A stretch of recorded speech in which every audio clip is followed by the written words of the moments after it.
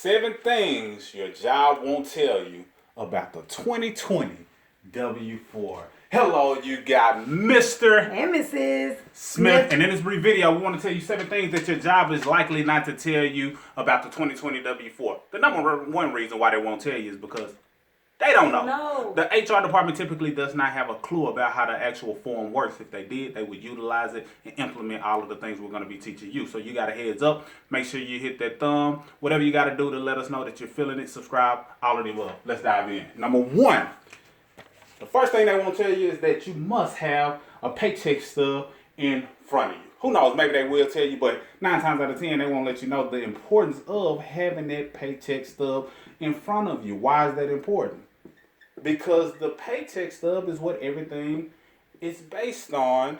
So when you have the paycheck stub in front of you, now you're able to fill out the form more accordingly, and it's more accurate because the paycheck stub dictates what the math projects by correcting the W4. And this is if you're using the paper form or if you're using the estimator, which we highly recommend, strongly suggest. Number 2. The paper form versus the estimator, which is kind of what I just touched on verbally. The paper form versus the estimator. Yes, the paper form is what most people are accustomed to over the years. Over the years, people have been using the paper form because that's all that existed. However, the estimator is like a calculator. So it's the difference between doing long form math and filling it out, you doing the math, versus pulling out the handy dandy calculator and letting the calculator do the math for you.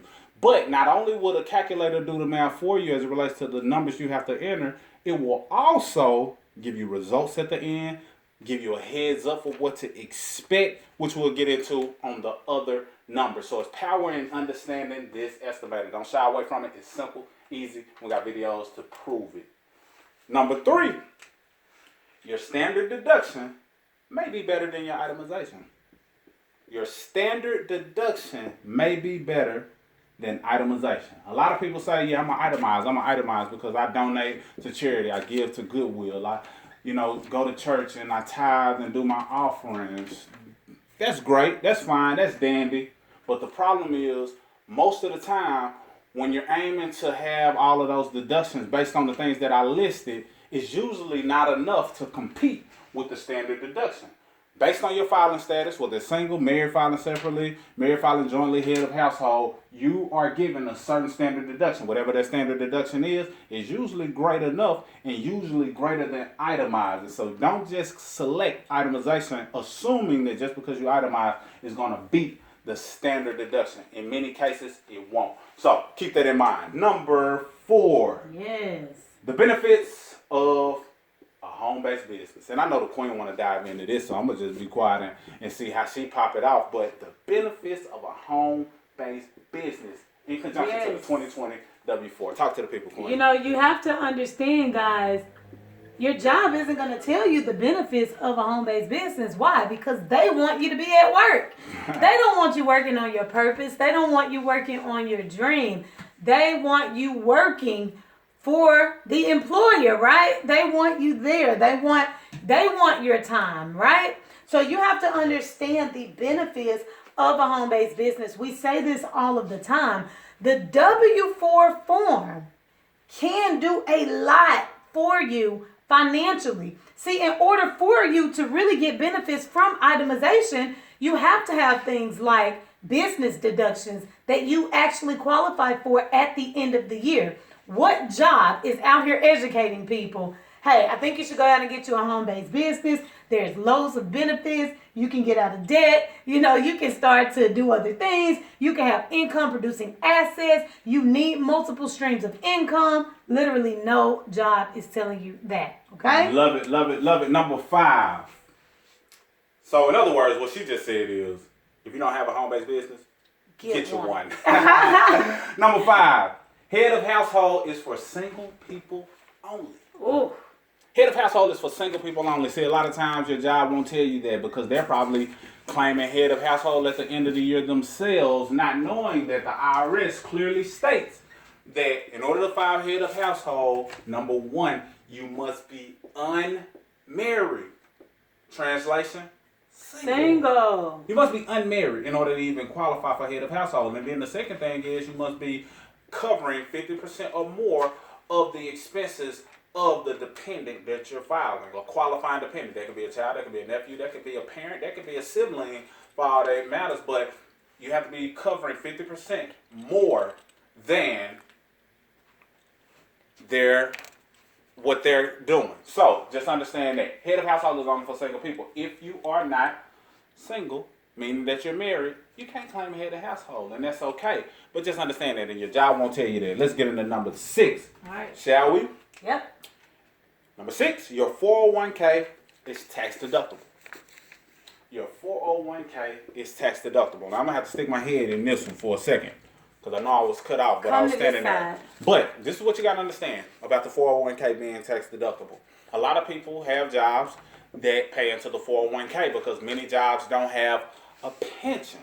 So since many jobs don't have a pension, guess what? They started making people pay into the 401k. That's great.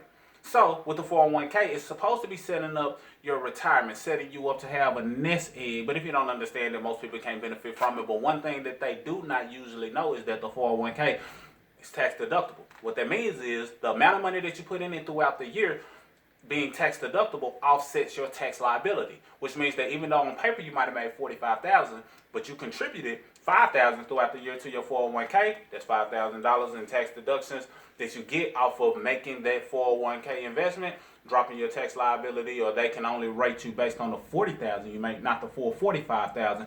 It's power in that it's tax deductible, and that's why many jobs are willing to match whatever you put into the 401k up to a certain percentage because it's tax deductible for them too. So understand that if you're paying into your 401k, make sure your tax professional, whoever files your taxes, knows that, and if they know about the tax deductions that come along with investing in your 401k, it's a win-win for you as well as for the employers. But they won't tell you that because they don't want you to know, but we will, so that's what we're here to do. Let's go.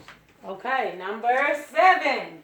Last but not least, number 7, you can claim your 23-year-old child as a dependent. What? Claiming a 23-year-old child? Ain't that a grown human being by the age of 23? You can claim your 23-year-old child as a dependent if, and only if,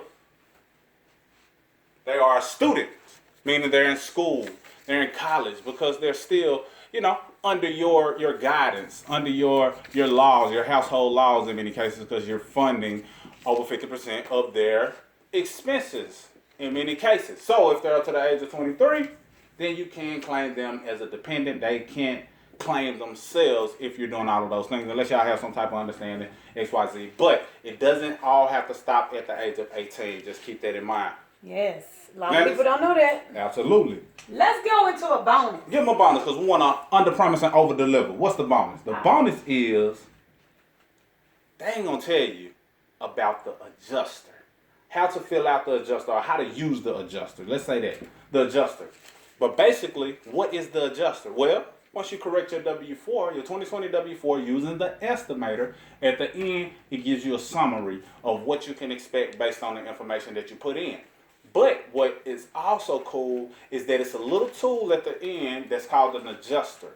And it looks like a little scale.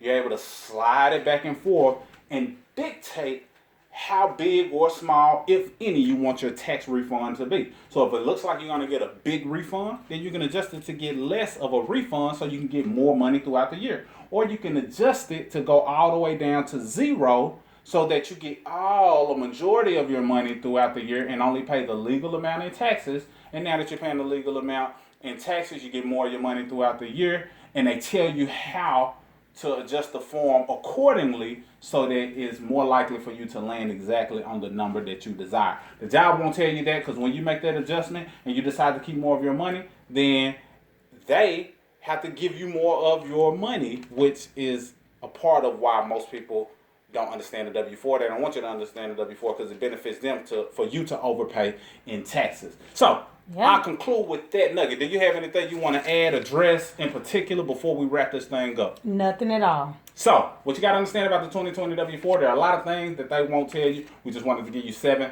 and a bonus. But the most important thing is that you need to understand this for yourself so you can implement, apply, and use that W-4 as a strategy to build wealth, not just overpaying taxes and lose all of your possible earnings that can come from you having all of this cash flow. Yeah, nobody's going to have your best interest at heart like you guys. We have access to the World Wide Web. You have access to Mr. and Mrs. Smith, the debt-free couple, right? And we're on a mission to educate and empower, but you have to do your due diligence. You have to learn these things, and you have to take your family to the next level, all right? That's all we got. Mr. and Mrs. Smith, signing out.